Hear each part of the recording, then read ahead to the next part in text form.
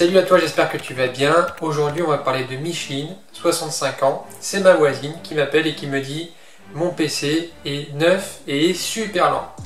Donc je vais chez elle, je regarde son PC et je constate que Windows télécharge des mises à jour en masse. Il a dû télécharger les mises à jour depuis que le PC a été stocké, a été vendu, que Micheline l'a acheté. Et il télécharge tout pour faire la mise à jour de Windows. Et au vu du débit internet de Micheline, on se rend compte que ça prend beaucoup de temps et que ça prend toutes les ressources de son PC. Et il y a pas mal de raisons qui peuvent faire que ton PC est très lent, et c'est ce que nous allons voir dans cette vidéo. Bon visionnage.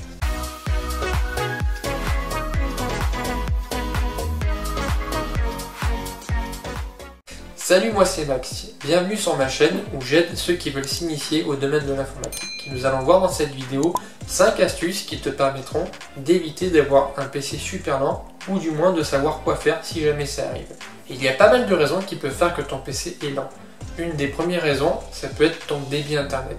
Alors pour savoir si c'est ton débit internet ou si c'est ton ordinateur qui est très lent, il y a deux façons de procéder. La première, c'est de faire fonctionner ton ordinateur sans internet, donc lancer l'explorateur de Windows, par exemple de lancer un fichier sous Word ou autre, et de vérifier que la réaction que tu attends du logiciel est correcte. La deuxième façon de savoir si ton PC est lent à cause du débit internet, c'est de le tester. Donc pour le tester, il y a un logiciel qui est très bien, qui s'appelle Speedtest.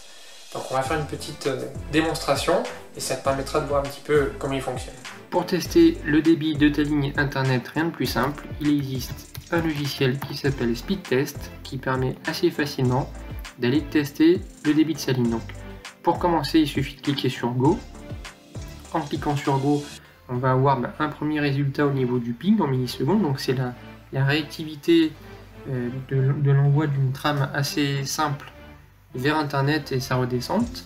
Et ensuite il y a deux tests, donc un premier test descendant, donc c'est-à-dire des informations qui viennent d'internet vers ta ligne et vers ton ordinateur, et une information ascendante, donc c'est les données que tu vas émettre par exemple pour envoyer des informations, donc un envoi de mail, un envoi de pièces jointes ou autres qui vont partir vers internet. Donc là on voit que j'ai le résultat de mon débit descendant qui est à 73 mégas, donc ce qui est pas mal, et un débit ascendant qui est presque à 30.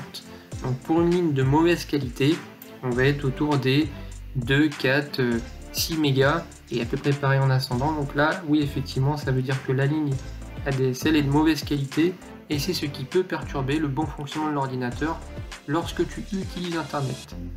Donc quand tu ne vas pas utiliser Internet, forcément, ton ordinateur va bien fonctionner et assez rapidement, contrairement à quand tu as besoin d'Internet. Ensuite, tu as les caractéristiques de ton PC. Le monde de l'informatique va très vite et change régulièrement. Tu vas acheter un PC il y a un an ou deux, il va être très vite périmé, puisque tous les logiciels sont de plus en plus gros, les sites web demandent de plus en plus de ressources, et les ordinateurs ne sont plus à la page assez rapidement.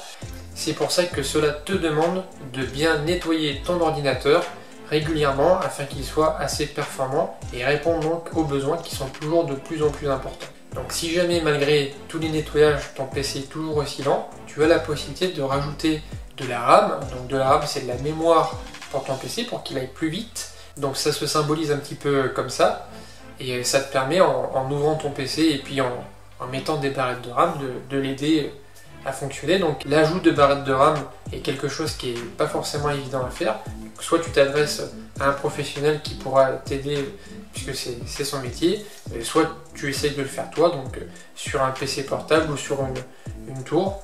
Donc principalement, généralement c'est plutôt sur une tour que tu peux rajouter assez facilement des barrettes de RAM. Donc afin de trouver la cause de ce qui peut rendre lent ton PC, tu peux tout à fait ouvrir le gestionnaire de périphériques, et donc je vais te montrer une petite démo de ce que tu vas faire pour trouver assez facilement ce qui cause les problèmes sur ton ordinateur. Le gestionnaire de tâches s'affiche en cliquant droit dans la barre de tâches, donc pas sur un icône, mais sur un endroit libre, et en cliquant sur gestionnaire de tâches.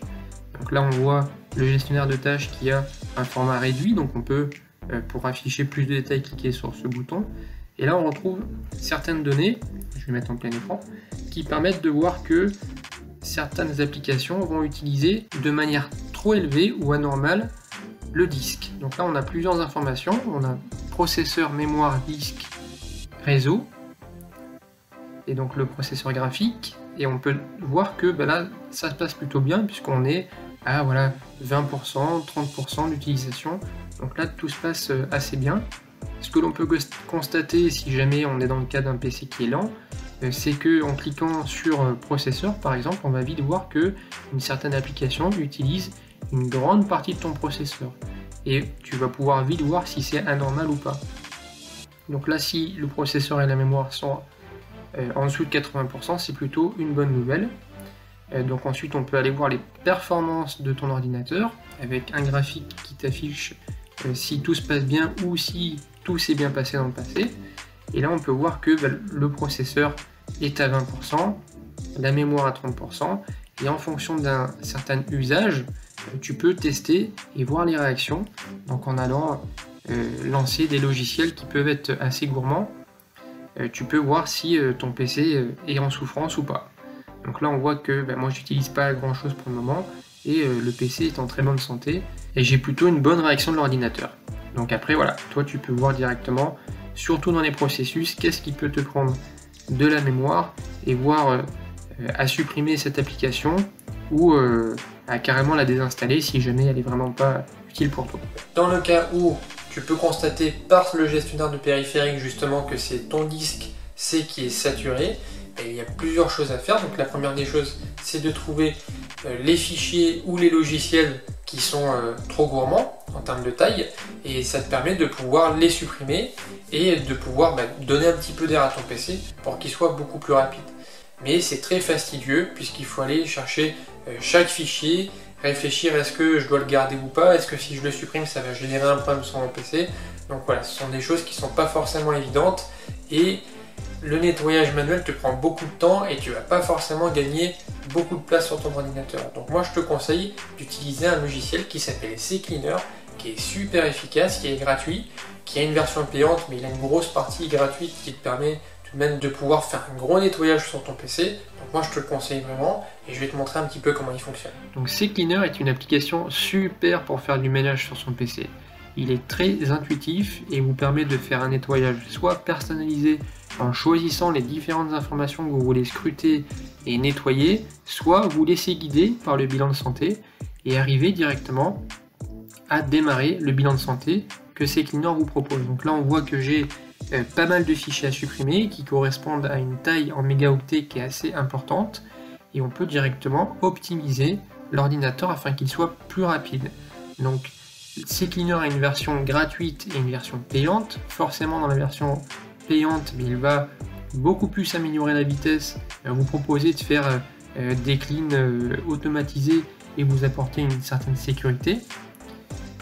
Donc au niveau de CCleaner gratuit, il est quand même très pratique et vous permet tout de même d'aller scruter pas mal d'applications, donc tous vos navigateurs, l'explorateur Windows, et donc de lancer une analyse, de voir ce qui se passe sur votre PC et de pouvoir aller nettoyer en connaissance de cause votre ordinateur. Donc là si je clique sur nettoyer, on va pouvoir nettoyer le peu de choses qui restent et voilà, là il me dit que 5,5 mégas ont été supprimés et donc là je suis tranquille, mon PC peut fonctionner de manière normale. Ensuite ton PC peut être très lent parce que tu es infecté. Donc ton PC est infecté, tu as un virus, tu as un fichier qui est malveillant et qui fait ramer ton ordinateur puisqu'il utilise toutes tes ressources et il va faire ramer ton PC pour pouvoir récupérer tes données ou autre. Donc l'idée c'est de pouvoir scanner ton ordinateur avec des logiciels comme l'antivirus MSE ou comme Malwarebit et qui te permet de pouvoir savoir si ton PC est infecté et de mettre en quarantaine ou de supprimer ces logiciels. J'ai fait une petite vidéo sur le sujet, sur le thème de la sécurité, donc tu auras quelques détails supplémentaires, je t'invite à aller la consulter et ça te permettra de pouvoir trouver les liens des logiciels et de pouvoir scanner assez facilement ton ordinateur. Un dernier point qui est assez vite oublié mais qui est super important, c'est le fait d'avoir un ordinateur encrassé. Donc si tu as une tour de bureau qui se trouve au sol ou même un ordinateur portable, les ordinateurs s'encrassent assez vite et c'est vraiment une des premières causes qui peut faire que ton PC est très lent. C'est-à-dire que dès que le ventilateur est encrassé, l'ordinateur va se mettre à souffler très fort, tu vas déjà l'entendre, et il va surchauffer. Donc toi tu vas pas forcément le constater, il va surchauffer, ce qui va provoquer une détérioration de ton ordinateur prématuré et peut-être une casse-produit. C'est-à-dire que si ça chauffe trop, si le ventilateur n'arrive pas à refroidir ton PC, il se peut que celui-ci surchauffe et donc que le PC tout simplement devienne HS. Donc il est super important, surtout sur une tour de bureau, de pouvoir l'ouvrir de temps en temps et de ne pas arriver à ce résultat, ou du moins essayer de le nettoyer pour pas que ça arrive. Voilà, après si tu ne te sens pas de le nettoyer, il y a forcément des professionnels chez qui tu peux emmener ta tour de bureau ou ton PC portable, et si tu juges que le problème de l'entor de ton PC vient d'un encrassement de celui-ci, tu peux l'amener à des professionnels et ils vont ouvrir ton PC, ils vont le nettoyer et en théorie ça fait jamais de mal et ça te permet de retrouver ton ordinateur en théorie beaucoup plus rapide mais au moins sans poussière. Merci d'avoir regardé ma vidéo, ça m'a fait super plaisir que tu restes jusqu'au bout. N'hésite pas à mettre un petit commentaire si tu as une question ou un problème, ou si tu veux donner d'autres sujets de vidéo. Donc n'hésite pas dans les commentaires. Si jamais tu as besoin de tous les liens, regarde la description. Et n'hésite pas à mettre un petit pouce bleu si tu l'as apprécié. Et rendez-vous la semaine prochaine pour une nouvelle astuce en vidéo. Porte-toi bien, ciao!